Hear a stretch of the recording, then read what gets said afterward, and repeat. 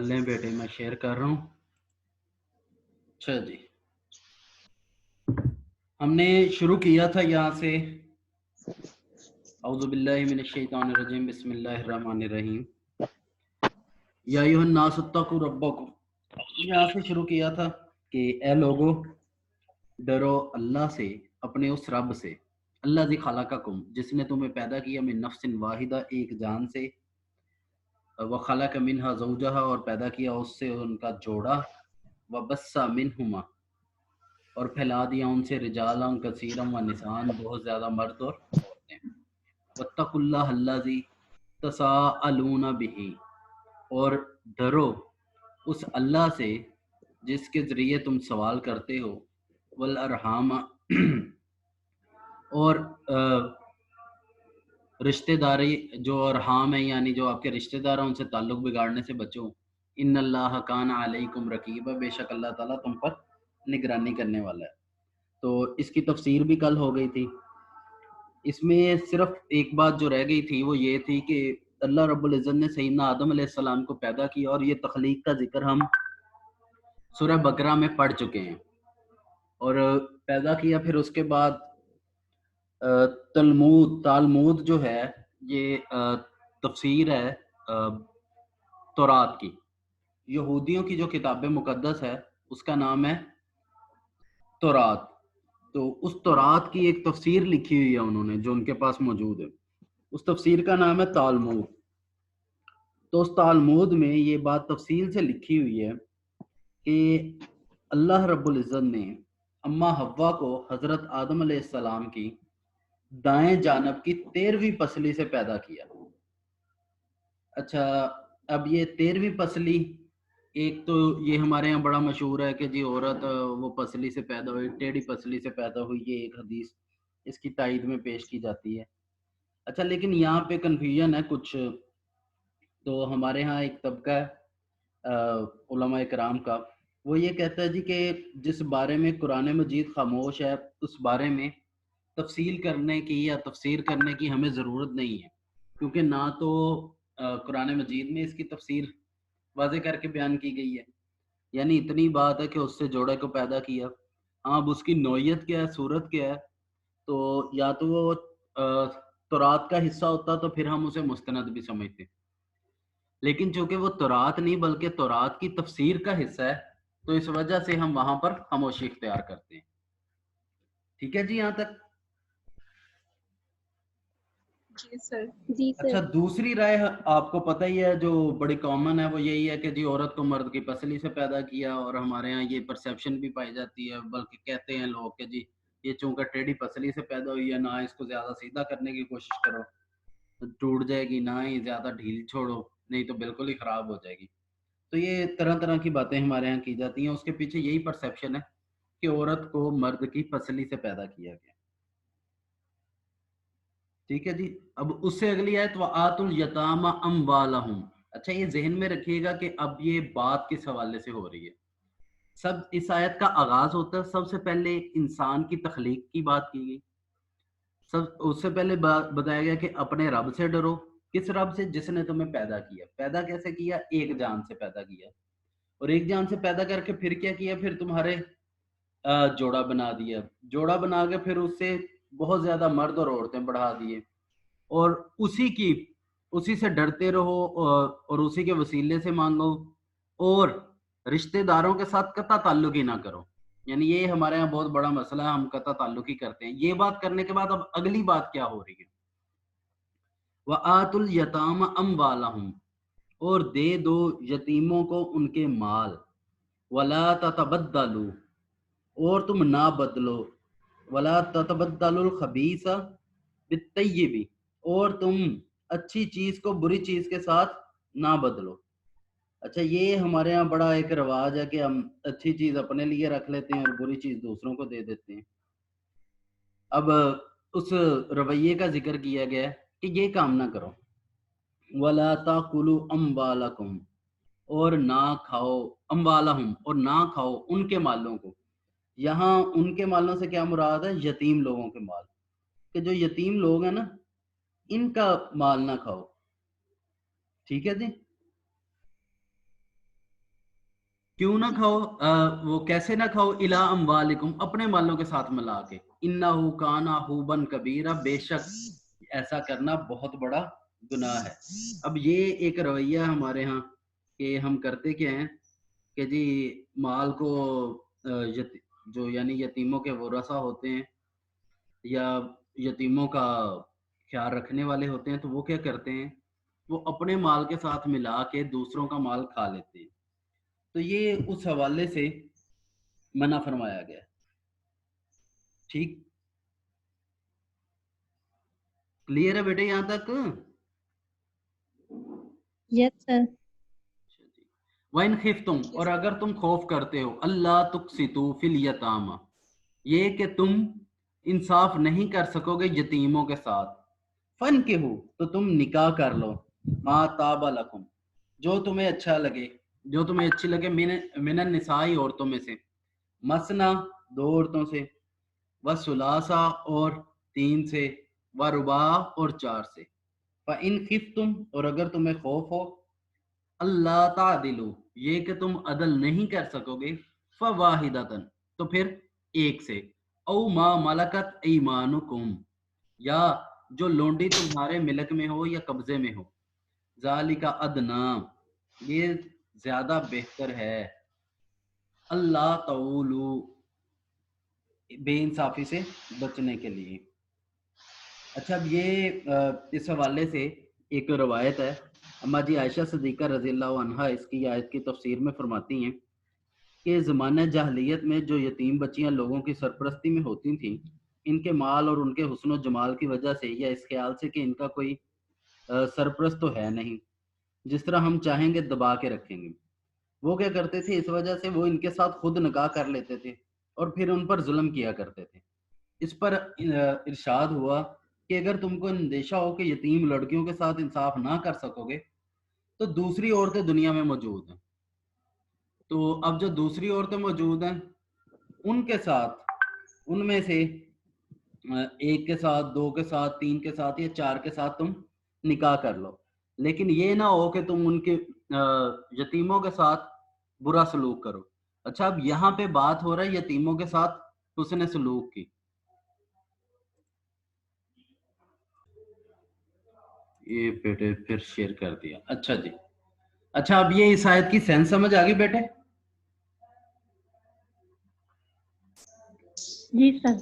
हाँ जी, वाइन खिफ्तुम, यानी ये यस जो सर। हुक्म है इसमें, उस हुक्म की बुनियाद क्या है, उसकी बुनियाद के बारे में अम्मा जी आयशा सिद्दीक़ा ने ये बात बता दी है कि जी अगर, यानी वो होता क्या था कि जो यतीम होती थी बच्चियां, तो उनके माल हथियाने के लिए, या पता होता था कि उनका कोई सरपरस्त नहीं है, तो उनको दबा के रखते थे, तो इस मकसद के लिए क्या करते थे, निकाह कर लेते थे। तो अम्मा जी आयशा सिद्दीक़ा फरमाती हैं, तो इस वजह से उससे मना करने के लिए ये हुक्म आया कि भाई अगर तुम ऐसा करना चाहो तो बेहतर ये है कि उनसे ना करो, बल्कि उनके अलावा किसी और जो है ख़वातीन हैं उनसे निकाह कर लो। अच्छा, एक तो ये होगी। जो दूसरा है वो हज़रत अब्दुल्ला इब्न अब्बास रज़ी अल्लाह ताला अन्हु के शागिर्द हैं, हज़रत इक्रमा। तो हज़रत इक्रमा जो, वो इसकी तफसीर बयान करते हुए लिखते हैं कि ज़माना जाहलियत जो है, यानी इस्लाम से पहले का जो ज़माना है, उसमें निकाह की कोई हद ना थी। एक शख्स 10-10 बीवियां रखता था, और जब इस वजह से क्या होते थे, अखराजात बढ़ जाते थे, यानी 2, 4, 6, 8, 10 शादियां कर ली, बच्चे हो गए, तो अखराजात बढ़ गए। तो जब अखराजात बढ़ जाते तो फिर क्या करता था, तो फिर मजबूर होके अपने यतीम भतीजों, भांजों और दूसरे बेबस अजीजों के हकूक पर दस्त दराजी करता था। यानी फिर उनके अखराजात पूरे करने के लिए क्या करते थे, फिर दूसरे तरीके से जो दूसरों के हक तलफी शुरू कर देते थे, और जिनके हक तलफी होती थी वो ऐसे लोग होते थे जो कि यतीम होते थे। तो अल्लाह ताला ने इसलिए यहाँ पर क्या किया, चार, यहाँ पे मसना व सुलासा व रुबा कह के चार की हद मुकर्रर कर दी, और साथ ये भी कह दिया कि तुम अदल पर कायम रह सको। अच्छा, इसी तरह जो यतीमों का मामला है, इस मामले में ज़हन में रखना चाहिए कि इसको भी बेइंसाफ़ी करना वो अच्छा नहीं है, तो उसमें भी बेइंसाफ़ी से मना किया गया। اب یہاں پہ دوسرا مسئلہ ہے، یعنی ایک ہی آیت میں یتیموں کا معاملہ بھی ہے اور خواتین سے شادی کا معاملہ بھی ہے، تو دونوں معاملات میں عدل کا حکم ہے۔ یہ نہیں کہ صرف عدل کا تعلق شادی کے ساتھ ہے یا عدل کا تعلق صرف یتیموں کے ساتھ ہے، بالکل نہیں۔ تو یہ جو عدل ہے، اللہ تعدلو، یہ عدل یتیموں کے معاملے میں بھی ہے اور نکاح کے معاملے میں بھی ہے۔ ٹھیک ہے جی؟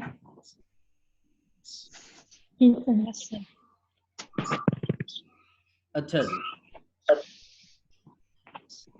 اب آگے وآتُ النساء صدقاتہن، اور دے دو عورتوں کو ان کے حق مہر، نہلتن، خوشی سے، فَإِن تِبْنَ لَكُمْ عَنْ شَيْءٍ، پس اگر وہ معاف کر دیں، چھوڑ دیں تمہارے لیے، منہ، اس میں سے، نفساً، اپنی مرضی سے، فَكُلُوهُ ہنیئن مریئن، تو پھر تم اسے مزے لے کر خوشگوار سمجھ کے کھاؤ۔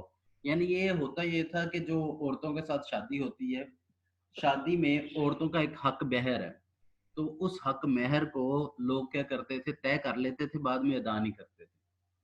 تو قرآن مجید نے اس آیت کے ساتھ حکم دے دیا کہ جو عورتوں کا حق مہر ہے نا، وہ ان کو دو۔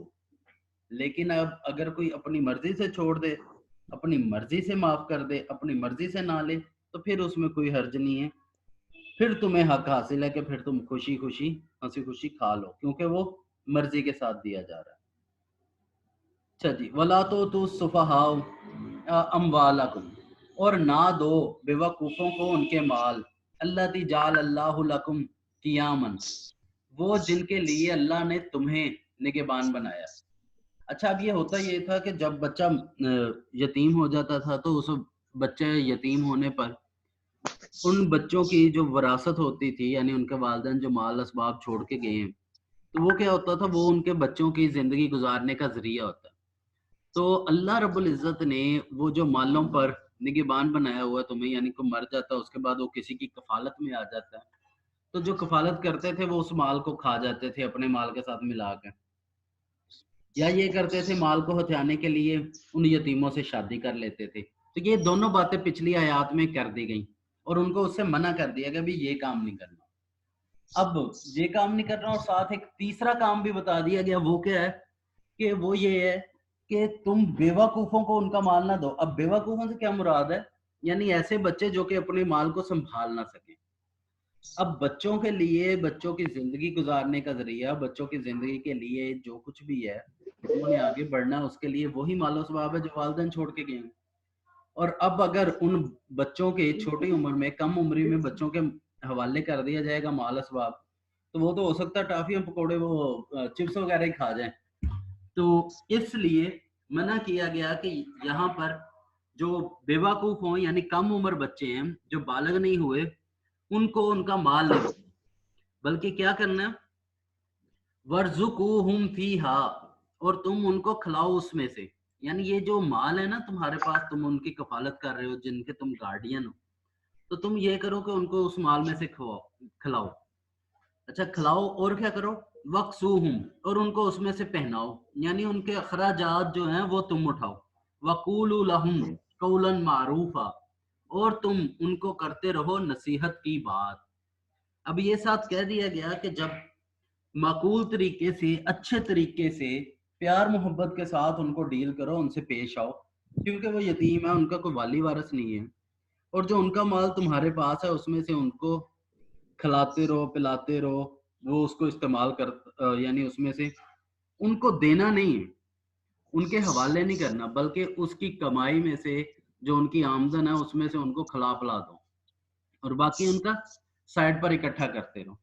جب اکٹھا کر لو گے کیا کرو گے، وَابْتَلُوا الْيَتَامَى حَتَّى إِذَا بَلَغُوا النِّكَاحَ، اب کیا کرنا، وَابْتَلُوا الْيَتَامَى، اور یتیموں کو آزماتے رہو، دیکھتے رہو کہ یہ سمجھدار ہو گئے ہیں، ان کو سکھاتے رہو، پڑھاتے رہو، اور پڑھاتے رہو کب تک، حَتَّى إِذَا بَلَغُوا النِّكَاحَ، یہاں تک کہ وہ نکاح کی عمر کو پہنچ جائے، یعنی بالغ ہو جائیں، اور جب بالغ ہو جائیں تو پھر کیا ہوگا، فَإِنْ آنَسْتُم مِّنْهُمْ رُشْدًا، پس اگر تم ان میں دیکھو ہوشیاری، ہدایت، یعنی تمہیں یہ پتہ چلے کہ یہ بچے بالغ بھی ہو گئے ہیں اور اس قابل بھی ہو گئے ہیں کہ اپنا کام، اپنا کاروبار، اپنی چیزیں، اپنی زمین، اپنی جائیداد وغیرہ سنبھال لیں گے. تو جب سنبھال لیں گے تم دیکھو وہ اس قابل ہو گئے ہیں تو پھر کیا کرو؟ فَادْفَعُوا إِلَيْهِمْ أَمْوَالَهُمْ، پھر تم لوٹا دو ان کا مال ان کو. وَلَا تَأْكُلُوهَا، اور تم اس میں سے نہ کھاؤ اسرافاً، اندھا دھند یعنی فضول خرچی میں نہ کھاؤ. وَبِدَارًا، یا جلدی جلدی نہ کھاؤ. این یکبرو، اس لیے کہ وہ بڑے ہو جائیں گے. یعنی یہ بھی نہ کرو کہ جب مال تمہاری نگہداشت میں ہے، تم ان کی دیکھ بھال کر رہے ہو اور وہ مال تم سنبھال رہے ہو بچوں کا، تو یہ نہ کرنا کہ تم مال کو فٹافٹ کھانے لگ جاؤ، یا یہ سوچ کے زیادہ زیادہ ان کو کھلاؤ، مرغن غذائیں کھلاؤ، یہ سوچ کے کہ بھی چلو ان کے بڑے ہونے سے پہلے پہلے ان کا مال کھا پی کے مکا لیں، یا ان کے بڑے ہونے سے پہلے پہلے عیاشی کر لیں. تو یہ کام نہ کرو، بلکہ کیا کرو؟ اعتدال کے ساتھ، اچھے طریقے کے ساتھ کھاؤ. اچھا پھر آگے کیا ہے؟ وَمَنْ كَانَ غَنِيًّا فَلْيَسْتَعْفِفْ. اچھا اب اگر تم میں سے کوئی غنی ہے، غنی یعنی جس کے پاس اپنے مال اس قدر زیادہ کہ جو ضرورت مند نہ ہو، یعنی تم خود کماتے ہو تو کیا کرو؟ پھر تم اس میں سے نہ لو.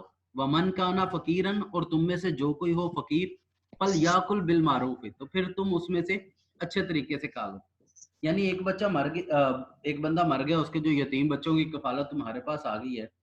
اب ان بچوں کا باپ مال جو چھوڑ گیا ہے اس کو تم سنبھال رہے ہو. اب اس مال کو تم نے کیا کرنا ہے کہ بچوں کو پڑھاتے سکھاتے رہو، سمجھاتے رہو، ان کو ٹرین کرتے رہو یہاں تک کہ وہ بالغ ہو جائیں اور سیانے ہو جائیں، تو پھر ان کا مال ان کو لوٹا دو. اور جب تک بالغ نہیں ہوتے تب تک کیا کرنا کہ اس مال کو فضول خرچی کے ذریعے کھانا نہیں ہے، فٹافٹ مکانا نہیں ہے. اور اگر تم اس قابل ہو کہ تم افورڈ کرتے ہو، اپنے خرچے اخراجات خود اٹھاتے ہو، تو پھر تم یتیموں کے مال میں سے کچھ نہ لو. لیکن اگر تم فقیر ہو، اگر تمہارے پاس کچھ نہیں ہے، تو پھر کیا ہے؟ پھر تمہیں اجازت ہے کہ تم اچھے طریقے سے مال لے لو، یعنی اتنا کہ لے لو جتنا کہ مناسب ہے، جتنا کہ ضرورت ہے، جتنا کہ وہ کہہ لیں کہ ایک گارڈین ہونے کے ناطے تمہارے لیے جائز ہے. فَإِذَا دَفَعْتُمْ إِلَيْهِمْ سر أَمْوَالَهُمْ. جی بیٹے. سر اگر بچہ جو یتیم بچہ ہے وہ بڑا ہونے سے پہلے ہی وفات پا جائے اس کی، تو اس کے مال کا پھر کیا کیا جائے؟ اس کی وفات ہو جائے پھر؟ یعنی ایک ہی بچہ تھا اور وہ فوت ہو گیا، جی سر. اور پھر اگر کوئی نہ ہو تو پھر بیٹے وہ مال انہیں کا ہے جن کے پاس ہے. ٹھیک سر. یعنی شرعی اعتبار سے جو حصہ دار ہوتے ہیں نا، جن کو وراثت تقسیم ہوتی ہے، وہ مال ان کے پاس جی چلا سر. جائے گا، اور جو کوئی بھی وارث ہوگا پھر اس کے پاس وہ مال جائے گا. عموماً جو ورثہ ہوتے ہیں وہی گارڈین بنتے ہیں. ٹھیک ہے سر. جی. اچھا اب ساتھ آگے کہا جا رہا فَإِذَا دَفَعْتُمْ إِلَيْهِمْ أَمْوَالَهُمْ، پس جب تم ان کا مال ان کو لوٹاؤ تو کیا کرو؟ فَاشْهِدُوا عَلَيْهِمْ، تو پھر ان پر گواہ بنا لو. یعنی ان کا مال ان کو لوٹاتے ہوئے کوئی دو گواہ مقرر کر لو، تاکہ یہ نہ ہو کہ بعد میں وہ آگے کہیں جی کہ ہمیں حساب دو، اور آپ کہیں جی میں نے تو دے دیا، اور وہ کہیں جی ہمیں نہیں دیا.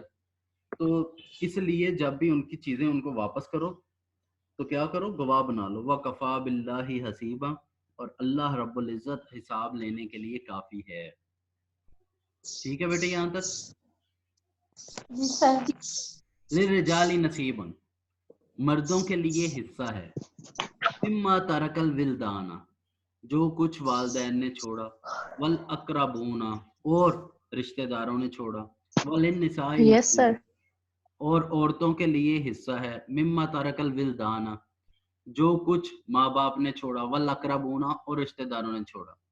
مما قل منہ، اس میں سے کسی کے لیے کم ہے. او کاسورا، یا زیادہ ہے. نصیبا مفروضا، اب یہ جو حصہ ہے مقرر کیا ہوا. اچھا اس آیہ مبارکہ میں اب وراثت کا حکم شروع ہو رہا ہے. یتیموں کے احکام ختم ہو گئے، اب وراثت کے احکام شروع ہوتے ہیں.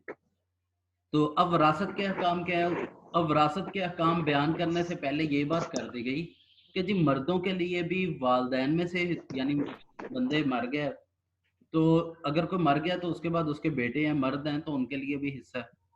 اگر بیٹیاں تو ان کے لیے یعنی مرد ہو یا عورت سب کے لیے حصہ ہے. اب وہ والدین کی طرف سے ہو یا رشتہ داروں کی طرف سے. اب وہ رشتہ ہے کیا، وہ حصہ ہے کیا، ان میں سے کسی کا کم ہے کسی کا زیادہ ہے. تو جو بھی ہے وہ اللہ کی طرف سے مقرر کیا ہوا ہے. پہلی بات یہ کر دی. اب آگے دوسری بات، وَإِذَا حَضَرَ الْقِسْمَةَ أُولُو الْقُرْبَى وَالْيَتَامَى، اور جب تقسیم کے وقت رشتہ دار آ جائیں یا یتیم آ جائیں، والمساکین یا مسکین آ جائیں، فَارْزُقُوهُم مِّنْهُ، تو پھر تم کیا کرو، تم ان کو تھوڑا سا کچھ نہ کچھ دے دو. وَقُولُوا لَهُمْ قَوْلًا مَّعْرُوفًا، اور ان سے کہو اچھی بات، یعنی مناسب طریقے سے پیش آؤ. اور اگر تم ان میں سے اس میں سے کچھ خیرات کر سکتے ہو تو ان کو بھی دے دو. وَلْيَخْشَ الَّذِينَ، اور لوگوں کو چاہیے کہ ڈریں، لَوْ تَرَكُوا مِنْ خَلْفِهِمْ ذُرِّيَّةً ضِعَافًا، کن کو چاہیے؟ ان لوگوں کو چاہیے کہ ڈریں جو اپنے بعد ایسے چھوٹے بچے چھوڑ جائیں جو کہ کمزور ہوں. خافوا علیہم، تو تمہیں چاہیے کہ ان پر ڈرو. فلیتقوا اللہ، اور اللہ سے ڈرو.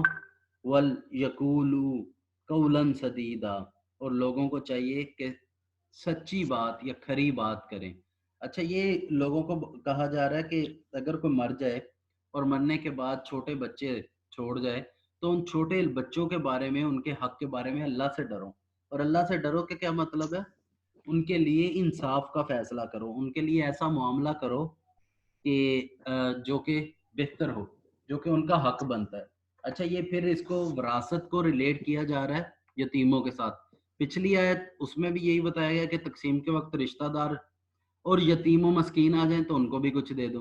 اب یہاں بھی یہ کہا گیا کہ جی ایسے بچے، اب اسی کی بات آگے کی جا رہی ہے. ان الذین یاکلون، بے شک وہ لوگ جو کھاتے ہیں، اموال الیتاما، یتیموں کا مال، ظلمن، ناجائز، یعنی حق کے خلاف. جو ظلمن، جو لفظ ظلم ہے، اس کا جو لٹرل میننگ ہے وہ ہے اپنی حد سے تجاوز کرنا، یعنی ایسی چیز جو کہ آپ کا حق نہیں ہے اور پھر آپ اسے استعمال کر رہے ہیں. تو وہ لوگ جو کہ یتیموں کا مال بغیر حق کے کھاتے ہیں، انما یاکلون فی بطونہم نارا، تو بے شک وہ اپنے پیٹوں کو آگ سے بھر رہے ہیں.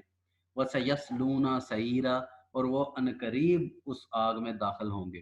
اچھا، اب پیچھے کہہ دیا گیا کہ چھوٹے بچے چھوڑ جائیں تو ان چھوٹے بچوں کے معاملے میں تقسیم سے یا ان کے معاملے میں اللہ سے ڈرو. اور ڈرو کیوں ڈرو؟ یہ نہ ہو کہ تم یتیموں کا مال کھا لو. بلکہ ساتھ ہی کہہ دیا گیا وہ لوگ جو کہ یتیموں کا مال بغیر حق کے کھاتے ہیں وہ کیا کرتے ہیں؟ وہ اپنے پیٹوں کو آگ سے بھرتے ہیں. کون سی آگ سے؟ جس آگ میں وہ عنقریب چلیں گے. ٹھیک ہو گیا؟ یس سر. سمجھ آ رہی ہے نا جی بیٹے؟ سر، جی سر ہاں آ جی گیا. اچھا، بتا دیا کرے، یہاں پہ نہیں پتہ چلتا کہ کیا ہو رہا کیا نہیں ہو رہا. شکلیں تو نظر نہیں آ رہی ہوتی، اندازہ نہیں ہو رہا ہوتا کہ سمجھ آ رہی ہے یا نہیں آ رہی. جی ٹھیک ہے. اچھا جی، یوسیکم اللہ، اللہ تعالیٰ تمہیں وصیت کرتا ہے، فی اولادکم، اپنی اولاد کے بارے میں، للذکر مثل حظ الانثیین، کہ ایک مرد کا حصہ برابر ہے دو عورتوں کے. فَإِن كُنَّ نِسَاءً، پس اگر ہوں عورتیں، فوق اثنتین، دو سے زیادہ، فَلَهُنَّ ثُلُثُ مَا تَرَكَ، تو پھر ان کے لیے تیسرا حصہ ہے جو کچھ چھوڑا. اچھا، اب یہ نا وراثت کے ورثاء کے حصے شروع ہو رہے ہیں. اس میں جو سب سے پہلی بات کی گئی، یہ بہتر ہے بیٹے آپ پینسل قلم لے کر نا نوٹ کر لیں. اگر نوٹ بک نہیں ہے تو بتا دیں، میں انتظار کر لیتا ہوں، آپ نوٹ بک لیں. یہ اہم سوال ہے، پڑھو بیٹے، اسے کروں کہ پینسل پنسل اٹھانی ہے؟ سر کر دیں. جی سر کروائیں. ٹھیک ہے. اچھا، سب سے پہلی بات کی گئی کہ جی اولاد میں سے جو ذکر ہے، مرد ہے، اس کے لیے دو لڑکیوں جتنا حصہ ہے، یعنی ایک بیٹے کو جتنا دو بیٹیوں کو ملے گا اتنا ایک بیٹے کو ملے گا. ایک بات ہوگی. دوسری بات، فَإِن كُنَّ نِسَاءً، اگر ہوں عورتیں، فوق اثنتین، دو سے زیادہ، یعنی اب بندہ ایک مر گیا، اس کی بیٹی ہیں، اور وہ کتنی ہیں؟ دو سے زیادہ ہیں. فَلَهُنَّ ثُلُثُ مَا تَرَكَ، تو پھر ان کے لیے کیا ہے؟ दो हिस्सा यानी 2/3 हिस्सा है छोड़े गए माल में से। 2/3 हिस्सा कितना होता भला? सर 2.5। 2/3 बेटे, 2/3 यानी एक कुल हिस्से को 3 हिस्सों में तकसीम करेंगे और उसमें से 2 हिस्से जो हैं उन्हें क्या कहा जाएगा? 2/3 हिस्सा। तो ये कितना बन गया? 12 बता दें। कुल माल को 3 हिस्सों में तकसीम किया और जी 3 सर। हिस्सों में से 2 हिस्से जो हैं वो अगर लड़कियां हों 2 से ज्यादा तो उनको मिलेगा। ठीक सर। तो कितना बन गया? उनको कितना मिलेगा ये? यानी 100 है, 100 को तकसीम किया 3 हिस्सों में, 33 हो गया। तो उसमें से 2 या 2/3 का मुराद है 64, सॉरी 64 कह रहा हूँ, 67। ठीक है जी, ये बात समझ आ रही है? जी सर। वाइन कानत वाहिदतन को, और अगर सिर्फ एक बेटी हो तो उसके लिए निसफ है, यानी बंदा एक मर गया और उसकी सिर्फ और सिर्फ एक बेटी है तो उसको कितना मिलेगा? आधा हिस्सा। ठीक है, अगर एक बंदा मर गया उसकी 2 या 2 से ज्यादा बेटी हैं तो फिर क्या होगा? 67% जो माल है वो उनमें तकसीम कर दिया जाएगा, बाकी चला जाएगा बहन भाइयों को। और सर अगर उनका बेटा है, यानी कि जो इंसान फोत हुआ है, अगर उसका बेटा है तो 2 हिस्से बेटे को जाएंगे। फिर बेटे उस माल को तकसीम किया जाएगा। फर्ज करें अकेला बेटा है तो सारा माल उसी का है, अगर अकेला नहीं है, जी सर। एक बेटा एक बेटी है, तो कुल माल को 3 हिस्सों में तकसीम किया जाएगा। 3 हिस्सों में तकसीम करके वही बात 67% दे दिया जाएगा बेटे को और 33% दे दिया जाएगा बेटी को। और सर अगर कोई इंसान जिंदा है हाँ जी, तो उसकी जो जायदाद है उसमें से 2 अगर हिस्से बेटे को गए तो बेटे को पूरा 1 हिस्सा मिलता है। बेटे अगर तो जिंदा है तो फिर जायदाद तकसीम नहीं हो सकती, फिर तो वो जिंदा आदमी जैसे चाहे तकसीम करे। ठीक है अगर सर। बंदा मर गया तो विरासत बनती है, तब तकसीम होती है इस तरतीब से जो इस आया मुबारका में बयान की जा रही है। जी सर। मैं इसीलिए कह रहा हूँ ये आयत बड़ी अहम है, बल्कि अब ये ना सर जो क्वेश्चन वो रिपीट कर दें। जी बेटे, सर क्वेश्चन जो